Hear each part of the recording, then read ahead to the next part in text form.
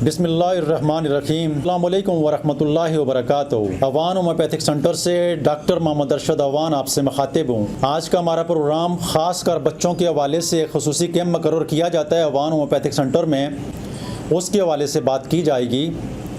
लेकिन उससे पहले मैं थोड़ा बहुत वजाहत करना चाहूँ कि ये कैंप एक तो होगा थैलेसीमिया के हवाले से।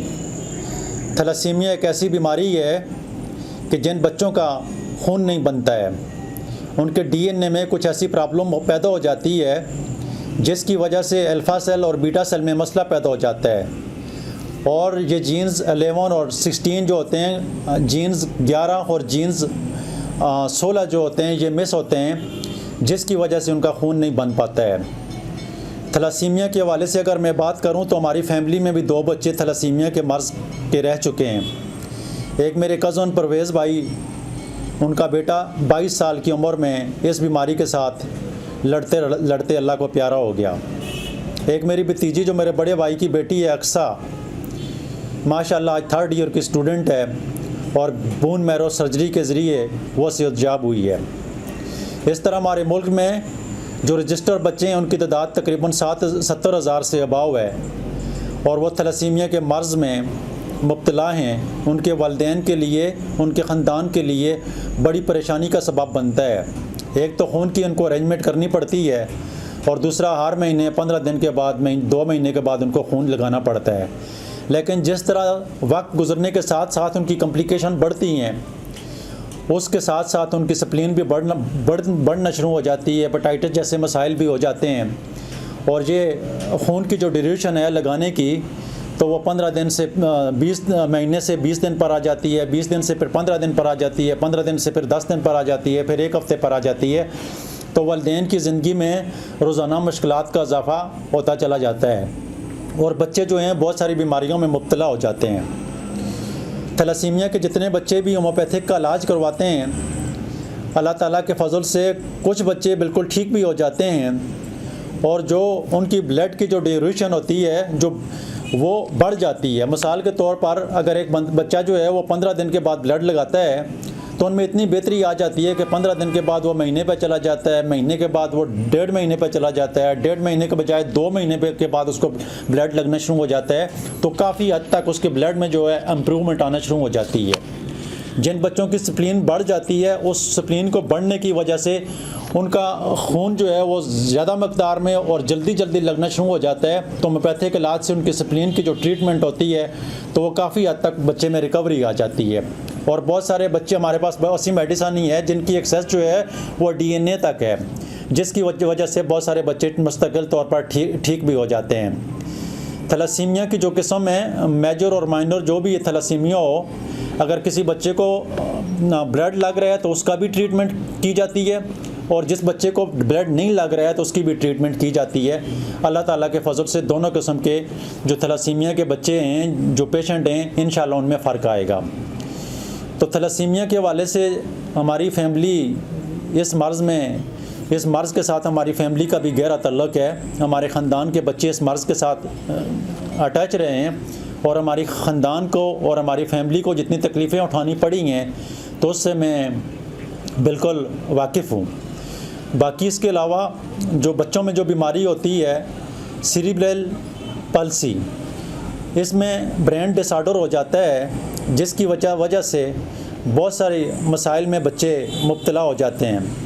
बाज़ बच्चे ऐसे होते हैं कि वो चल नहीं सकते हैं। जब वो चलते हैं, अगर आपने देखा हो तो वो अपनी एड़ियाँ जो हैं वो नीचे नहीं लगा सकते हैं, बल्कि अपने पंजों की बुनियाद के ऊपर चलते हैं। ऐसे वो बच्चे चलते हैं। बाज़ बच्चे ऐसे होते हैं कि जब वो चलते हैं तो उनकी टांगें उल्टी मुड़ जाती हैं। इस अंदाज से आपने देखी होंगी कि वो सीधी टांगें नहीं रख सकते हैं, बल्कि उनकी टांगें, क्योंकि उनके मसल में ताकत नहीं होती है, तो वो उल्टी मर जाती हैं ब्रेन डिसऑर्डर की वजह से। ऐसे बच्चे, बाज़ बच्चों के हाथ इस तरह होते हैं, शायद आपने देखा होगा, इस तरह या मुख्तलिफ स्टाइल में उनके हाथ जो होते हैं वो उस कंडीशन में होते हैं क्योंकि उनके मसल में जो है वो ताकत नहीं होती है।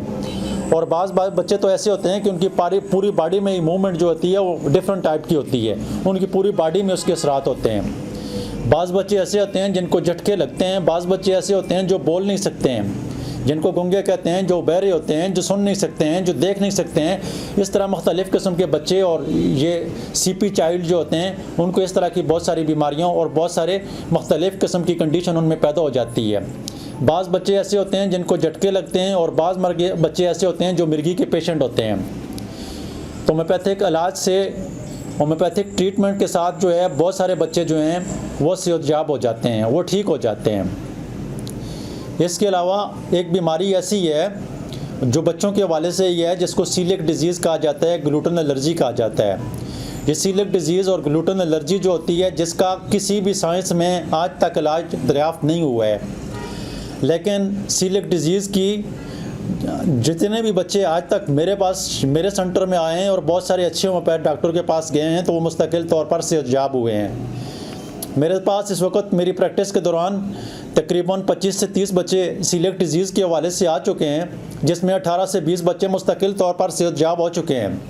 सीलिक डिज़ीज़ या ग्लूटेन एलर्जी एक ऐसी एलर्जी होती है कि जो गंदम और गंदम से बनी हुई चीज़ों जो भी खाते हैं, तो उनको एलोपैथिक सिस्टम में अगर वो जाते हैं तो उनको ग्लूटेन एलर्जी की वजह से गंदम का आटा बंद कर दिया जाता है।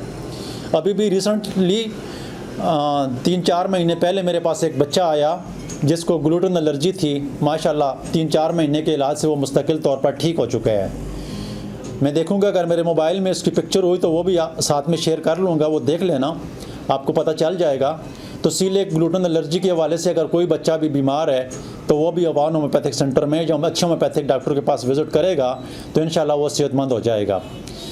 इसके हवाले से चूँकि ये बच्चों का मामला है और वालिदैन उसके लिए बहुत ज़्यादा फ़िक्रमंद होते रहते हैं, तो मैं अपनी खिदमात में जो मैं आज अपनी खिदमात पेश कर रहा हूँ वो ये हैं कि जो बच्चे सीलिक डिज़ीज़, थैलासीमिया के हवाले से या CP चाइल्ड हैं, तो मैं उनके लिए एक मखसूस कैंप मुकर्रर कर रहा हूँ पेशावर क्लिनिक में।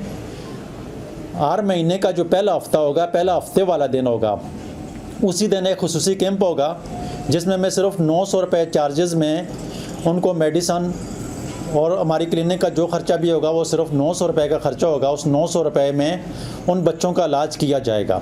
ताहम बाज़ पेरेंट्स ऐसे भी हैं कि जो बहुत गरीब हैं, जो ये इलाज अफोर्ड नहीं कर सकते हैं और 900 रुपये का ख़र्चा भी बर्दाश्त नहीं कर सकते हैं, तो मैं ऐसे वालिदैन के लिए, ऐसे पेरेंट्स के लिए वो अपने आप को अवान होम्योपैथिक सेंटर में रजिस्टर करवाएं। उनका मैं बिल्कुल फ्री इलाज करने के लिए भी तैयार हूँ। और ऐसे बच्चे जितने भी आएंगे जो बिल्कुल इलाज करने की सलाहियत उनके वालिदैन नहीं रखते हैं, तो उनका इलाज बिल्कुल फ्री अवान होम्योपैथिक सेंटर में होगा। और जो वालिदैन ये ख़र्चा अफोर्ड कर सकते हैं 900 रुपये का, तो उनका इलाज जो है वो सिर्फ 900 रुपये में ही किया जाएगा। इंशाल्लाह बहुत सारे वालिदैन को जो है इसका रिज़ल्ट मिलेगा, बहुत सारे बच्चे ठीक होंगे इंशाल्लाह। ये जनवरी के महीने से ये कैंप स्टार्ट हो जाएगा। जनवरी के पहले हफ्ते में पेशावर वाली क्लिनिक में और जनवरी के आखिरी बुध में ये पब्बी वाली क्लिनिक में। चूँकि मंगल और बुध को मैं पब्बी में बैठता हूँ और बुध वाले दिन जो आखिरी बुध होगा, आखिरी बुध को पब्बी वाली क्लिनिक में हर महीने के आखिरी बुध को ये कैंप लगेगा और इस कैंप में मज़ूर बच्चों की इलाज किया जाएगा। थैलासीमिया के बच्चे हों, CP चाइल्ड वो चाइल्ड जो मैंने तफसील में बता दिया ऑलरेडी। CP चाइल्ड क्या होता है उसके हवाले से मैं थोड़ी सी डिटेल बता दी है, वो बच्चे, और सीलिक डिज़ीज़ वाले जो ग्लूटेन एलर्जी वाले हैं। और इसके अलावा शुगर टाइप 1 के जो बच्चे हैं उनके हवाले से जो ट्रीटमेंट की जाएगी, अल्लाह के फजल से बहुत सारे बच्चे उसमें भी सेहतयाब हो जाएंगे। वो बच्चे जिन बच्चों की शुगर लेवल कंट्रोल नहीं होता है, इंसुलिन के बावजूद या बहुत सारी कॉम्प्लिकेशन में मुब्तला हो चुके हैं, तो ऐसे बच्चों का इलाज भी जो है वो 900 रुपये में ही किया जाएगा। और जिन बच्चों के वालिदैन ये इलाज अफोर्ड नहीं कर सकते हैं, तो उन बच्चों का इलाज जो है बिल्कुल फ्री किया जाएगा। आप दुआ करें कि अल्लाह ताला हिम्मत दे, हमें तौफीक दे कि हम इन बच्चों की खिदमत कर सकें। ये हमारे खिदमत का जो एक नज़रिया है, इंशाअल्लाह अज़ीज़ हम आप लोगों की खिदमत करते रहेंगे और आप लोगों की दुआओं की हमें बहुत ज़्यादा ज़रूरत है। आप लोग दुआ करें कि अल्लाह ताला हमारे मकसद में हमें कामयाब करे। जितने भी मरीज़ हैं अल्लाह ताला उनको सेहत वाली लंबी ज़िंदगी अता फ़रमाए। अल्लाह ताला आप लोगों को खुश रखे, सेहत वाली लंबी ज़िंदगी दे। और जितने भी बीमार हैं अल्लाह ताला उनको शफा वाली ज़िंदगी और सेहतमंद ज़िंदगी तंदुरुस्ती वाली ज़िंदगी अता फरमाए। प्रोग्राम सुनने का बहुत शुक्रिया। इस प्रोग्राम को ज़्यादा से ज़्यादा शेयर करें ताकि लोगों को ज़्यादा से ज़्यादा फ़ायदा हो सके। आप लोगों का प्रोग्राम सुनने का बहुत शुक्रिया। अल्लाह हाफिज़।